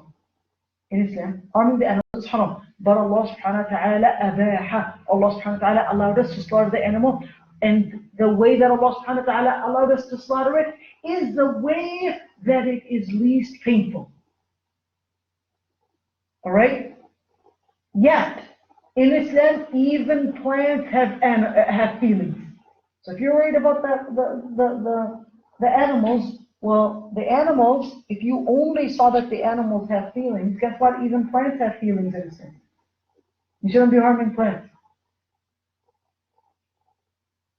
Alright? So this is qusur al-nazar. This is narrow thinking if you actually think that only the animals we don't want to eat, but the plants we want to eat. Because we don't want to harm their feelings. Or what about the plants' feelings? Don't eat the plants too. But Allah subhanahu wa ta'ala tells us that Allah subhanahu wa ta'ala told us how to slaughter it in order to not be evil and not be cruel and the least painful way. And Allah subhanahu wa ta'ala told us that Allah subhanahu wa ta'ala actually made it as part of a ritual to do it for the sake of Allah subhanahu wa ta'ala. This is part of it. So eating herbivores is actually halal. If the person wanted to do this type of fasting, what is it?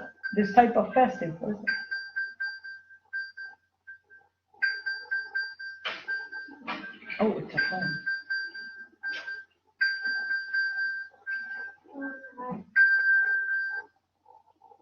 If the person wanted to do as a form of ritual or a form of, we don't want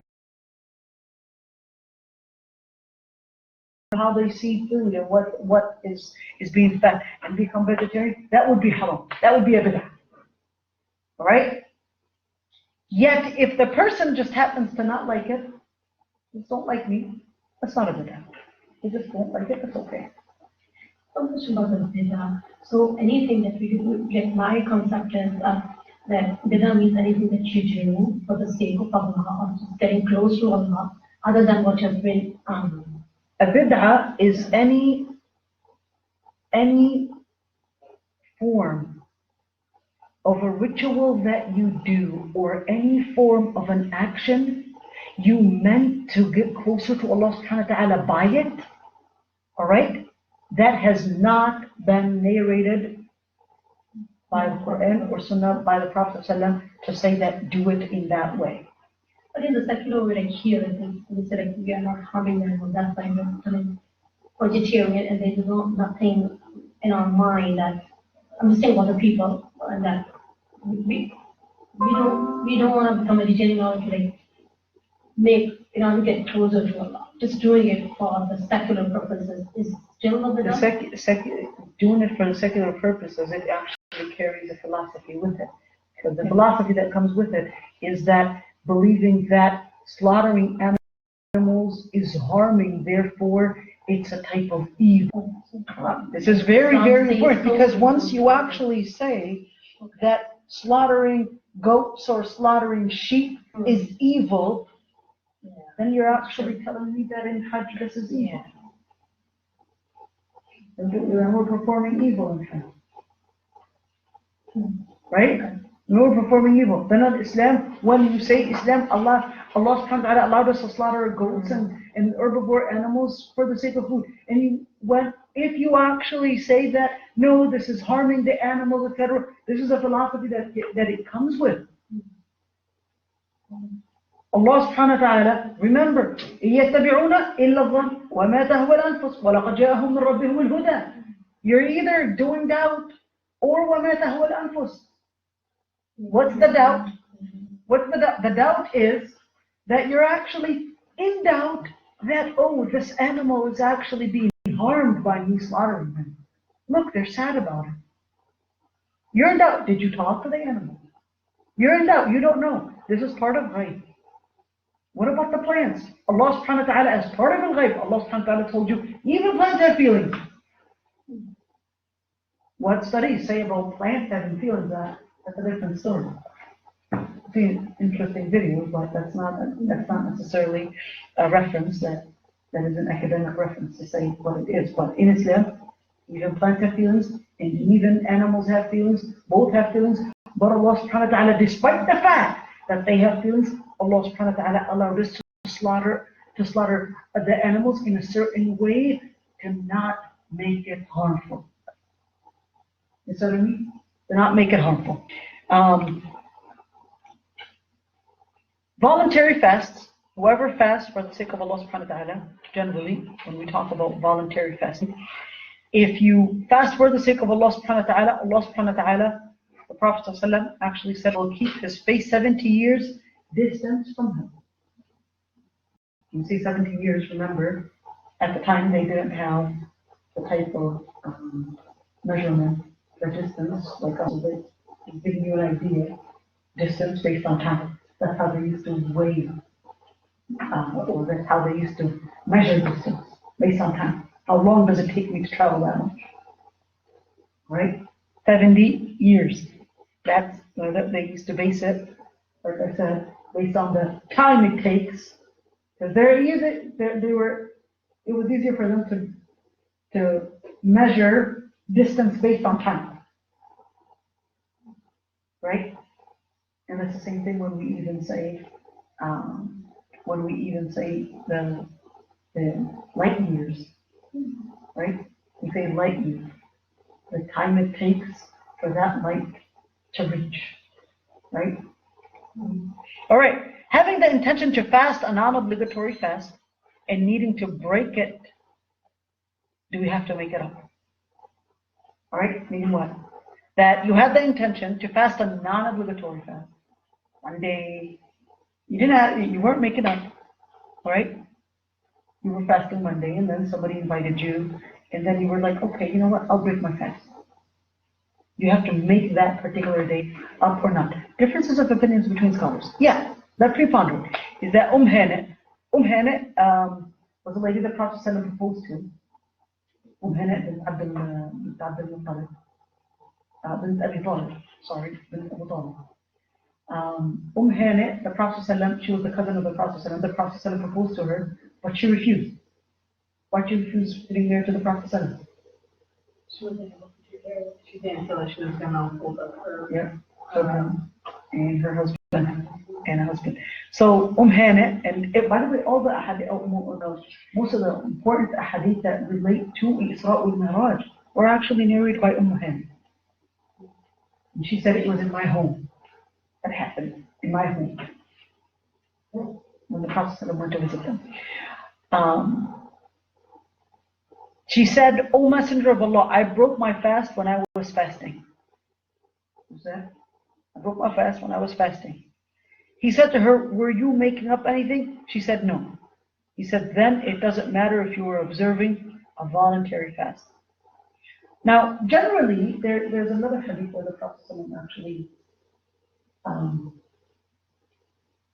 the Prophet was with a group of Sahaba, and the group of Sahaba were invited to a feast. And one Sahabi said, he's fasting. So the Prophet ﷺ told him, your brother, he prepared all this food for you. And you're telling him you're fasting. And then he tells him, eat and make up a day instead of it. And he added, in shit, if you wish. If you wish, meaning that it's not obligatory to make up a day on behalf of a day that was voluntary to fast in the beginning. All right? Yet it's best if the person continues, of course, in cases. Does a woman need her husband's permission for fasting? Of course, the feminists are going to be right now on the lookout. All right? No. Obeying the husband is part of Islam. Whether feminists will like it or not.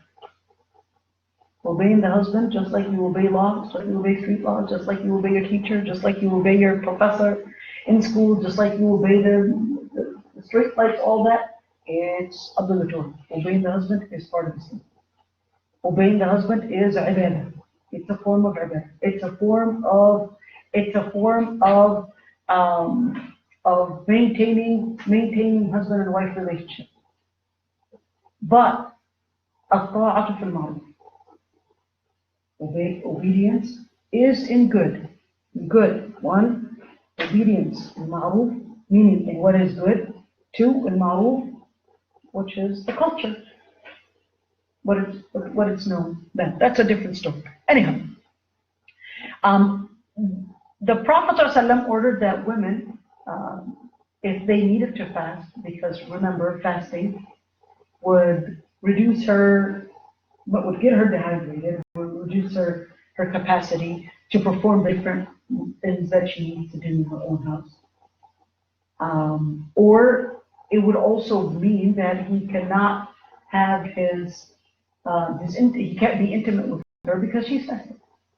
So the Prophet ﷺ said it is not permissible for a woman to fast when her husband is present, except with his permission. If fasting cannot happen except with the husband's permission, how is it with another type of action? One time a sister asked me and she said, so how come, for example, the Prophet ﷺ emphasized that the woman cannot leave the household unless she takes her husband's permission? He said, before you exit and leave the country, don't you have a passport? What is the passport? Every single country has a passport, has a port, and the areas that act as the most sensitive areas in any country are the borders. In order to make sure that his responsibility is maintained, the door and the exit and who's coming in and who's getting out act as the main port for this little kingdom that both of them own. Right? You can't just exit a country without a passport. And it's considered national security. That you can't just bring anybody in the country. No, you got to make sure that we're actually able to maintain the country. Same thing. But the husband has the right to make sure that everything's under control, everything's being maintained, because Allah subhanahu wa ta'ala is going to hold him accountable if things go wrong. If he's going to be held accountable if things go wrong, then he has the right to make sure that allow me to maintain the security of the household by maintaining the important, let me call it, what comes in and the important ports of the home, which is who comes out and who gets in. Who comes out and who gets in. But if you're just going to, unless the husband was fine with it, if the husband is fine with it, yeah, he doesn't mind you just grab something from Aldi, Walmart, Cup Foods, whatever it is, your husband doesn't mind with it, it's fine. But if your husband does mind, remember, even Asma bint Abi Bakr, Asma the daughter of Abu Bakr as-Siddiq, was married to Zubayr ibn al-Awwam.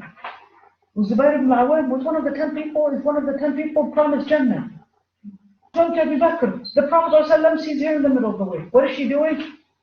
She was doing the grinding the date seeds.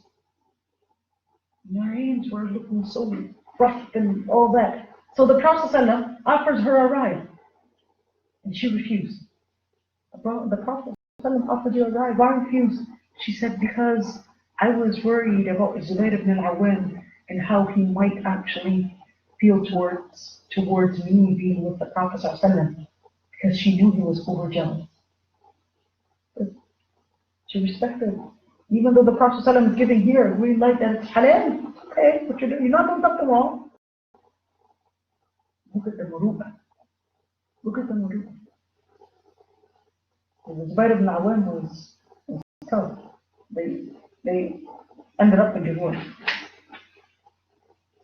Right? But still, in fact, he even married Kulthum bint Uqba ibn Mu'ayth.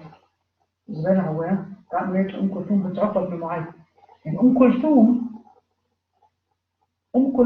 bint Uqba ibn Mu'ayth, bint Uqba ibn Abi Mu'ayth, she was the one, she became Muslim, and when she was in Mecca, and that was after the agreement that was done between the people of Quraysh and the Prophet ﷺ, that every single person that becomes Muslim would be returned to Mecca, back. Every single person that becomes Muslim, they're not allowed to migrate to Medina anymore, that they would be returned. And that's why Abu Jandal and Abu Basir made up their little guerrilla group, if you want to call it, in order to do their own attacks on, because the Prophet ﷺ couldn't take them in. Kulthum bint Uqba ibn Mu'ayth, she was the one that actually migrated to Medina alone. Because in the middle of the desert, more than 420 or 450 miles. Migrates alone in the middle of the desert, goes to the Prophet ﷺ. Her brothers, Ammar and Walid, they follow her. They give us our sister. The Prophet ﷺ, Kulthum comes to the Prophet ﷺ, and she said, we're women. We cannot handle the force that they might actually do. You're putting us in the middle of the fitna in our own deen. If you return me to them, you return the Muslim women to them, they can do whatever they want with us. And the ayah was revealed. إِذَا جَاءَكُمْ مُؤْمِنَاتٌ مُهَاجِرَاتٌ فَامْتَحِنُوهُنَّ. If the believing women, they come to you, then test their Islam. Test their iman. Then here the Prophet ﷺ asked her, by Allah, you only came for Allah and His Messenger and not for money and for a husband? And she responded, yes. Goes to her brothers. And he says, Allah answered, I can't return. Women are an exception, in this agreement. Women don't go back. And she stayed.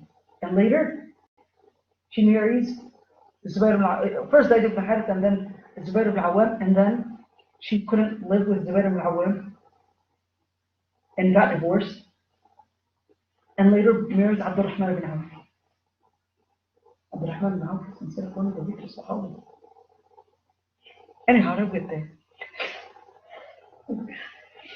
Sorry guys, I love stories. And I think it's very important to, relate ourselves and connect ourselves with these Sahabiyat. Who are these people? And what struggles did they go to? General fast, it's not restricted to a particular time or circumstance. The hadith, the Prophet ﷺ, the most beloved prayer to Allah is the prayer of Dawood. And the most beloved fasting to Allah is the fasting of Dawood alayhi salam, that is. He used to sleep half the night, stand in prayer for 1/3 of the night, and sleep for 1/6. And he used to fast alternate days. When he would fast one day and break his fast the second day. Of course, as long as it doesn't weaken your duties. The duties, the obligatory things, that becomes a priority. Some people are strong on fasting, and some people, they're not as strong on fasting. And it's the same thing with Sahaba. Abdullah ibn Mas'ud was not somebody that was very strong in fasting. But he was strong in something else. He was strong in writing the Quran and being there, leading, etc. But he was not strong in fasting.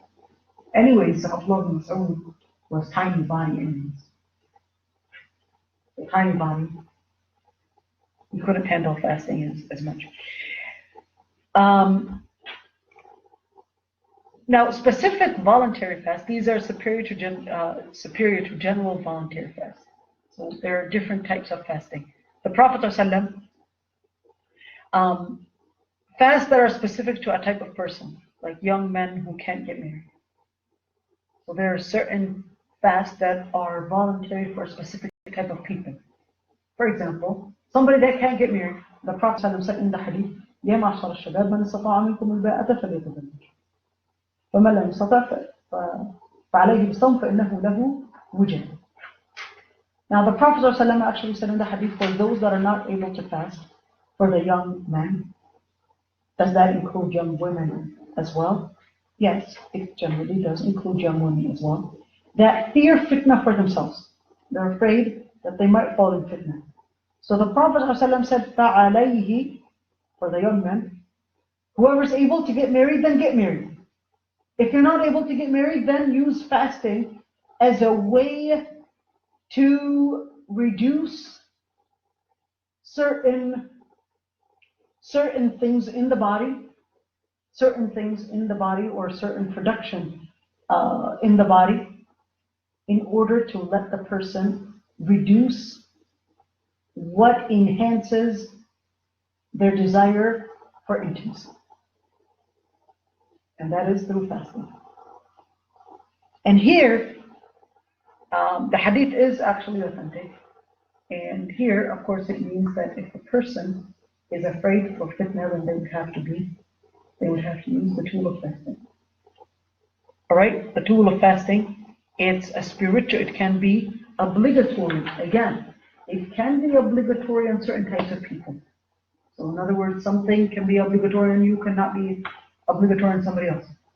Same thing. Marriage can be obligatory on one sister and can be not obligatory on another sister, but probably even be a sunnah on another sister. It depends on the inside. And that's something that she would decide, he would decide, not somebody else. So you can't force somebody, no, you got to finish your degree first. That's not for you to decide. That's for her to decide, or him to decide. Because they know the amount of fitna that they're facing. So to actually say, no, you got to finish your school first. That's not for you to decide, even if you're a parent.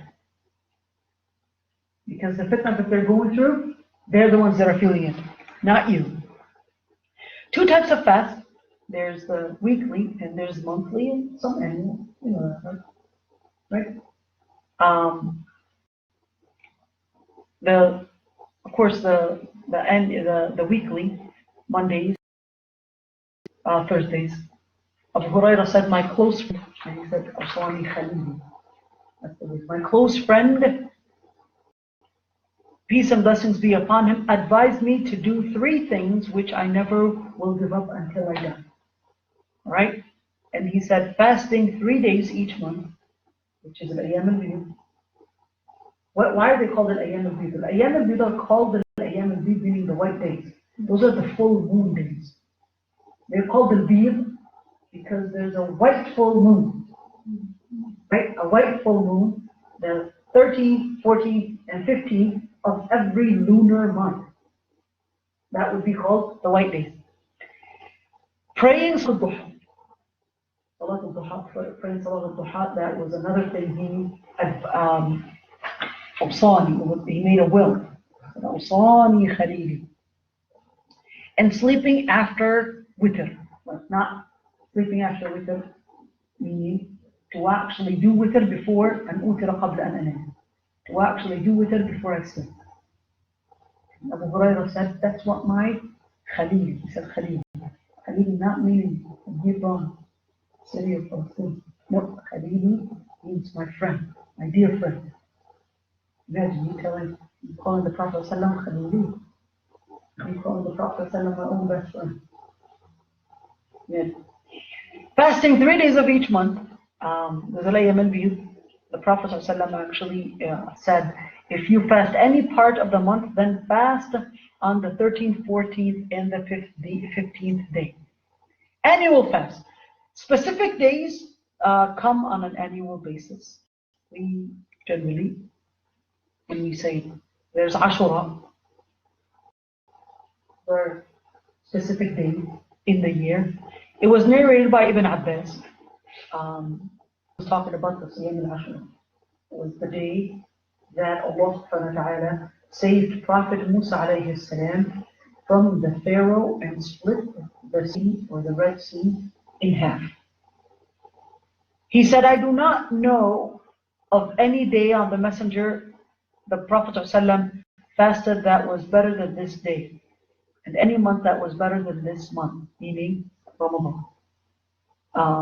When we talk about, it is sunnah to fast the day of Ashura in order to be different from the Jews. So not Tasu'ah, but also Ashura. Ashura is the 10th day of Muharram, the month of Muharram. Tasu'ah is the 9th day. Tasu'ah, the 9th day. So the Prophet ﷺ, in order to be different from the Jews, he ordered us to even fast Ashura. Tasu'ah and the Ashura, 9th and the 10th day of Muharram. Day of Arafah is the 9th day of Dhul Hijjah. The 9th day of Dhul Hijjah, the Prophet ﷺ, it's the day of the sacrifice, Yom al-Nahr. And the days of the Tashriq are our Eid, that's the Prophet ﷺ actually saying. And their days of eating and drinking, that's for Yom al-Eid. Now for Yom Arafah, the Prophet ﷺ actually mentioned regarding the virtues of fasting, the days of Yom Arafah. The observance of 3 days fast every month and that of Ramadan every year is equivalent to fasting for the entire year. I seek from Allah that fasting on the day of Arafah may atone for the sins of the preceding and the coming years. And I seek from Allah that fasting on the day of Ashura may atone for the sins of the preceding year. This hadith is narrated by a Muslim. The month of Shawwal, whoever fasts during the month of, whoever fasts Ramadan. Ramadan 6 days of Shawwal, it is as if he had fasted for a lifetime. Hadith is Sahih, narrated by Muslim.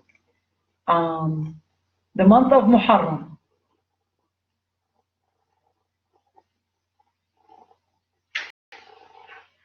The month of Muharram, the Prophet ﷺ, in the hadith, the best of fasting after Ramadan is the month of Allah, Muharram. And the best of prayer after the obligatory prayer is prayer at night. The best prayer is the prayer at night. You notice Sahih Muslim, meaning it's an authentic hadith. I'm going to go over them really fast because I just wanted to make sure that you guys know it's authentic, it's not made up. Because of all the different things people are making up, people are starting to get confused. What is Sahih and what is not Sahih? So that's why I wanted to emphasize the hadith. The month of Sha'ban, the Prophet ﷺ, Sayyidah Aysha actually narrated that he used to fast until we thought he would never break his fast. And he would not fast until we thought that he would never fast. And she said, I never saw the Prophet ﷺ fast an entire month apart from Ramadan, and the month in which I saw him fast the most was Sha'ban. He used to fast all of Sha'ban or all of it apart from a few days. That's muttafaqun alayh, Bukhari and Muslim. The permissible acts during fasting. Okay, manners of fasting during the pre-dawn meal, fasting what would fulfill the sunnah of eating a pre-dawn meal, fasting the time, making the dua. I can see that it's almost 3:30, so we'll be ending right here, inshallah.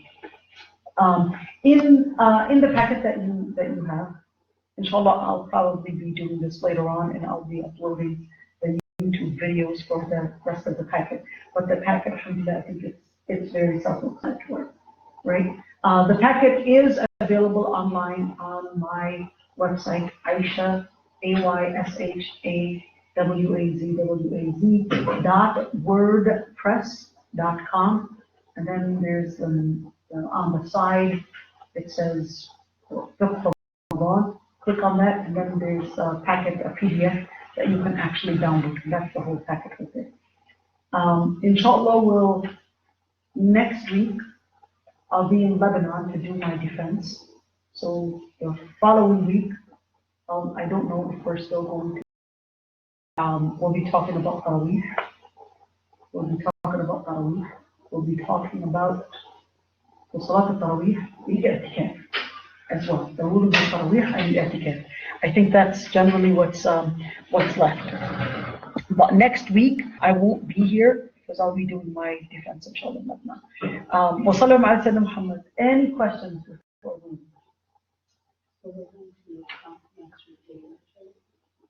Not the next, hold on, let me look at it here.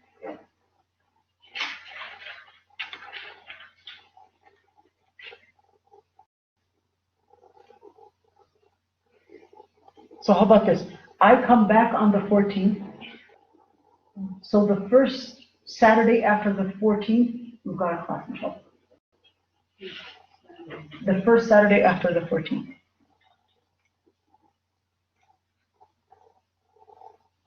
So the 19th. The 19th, yep, on the 19th, inshallah. So we'll, inshallah, end right here. Does anybody have any questions before we end it?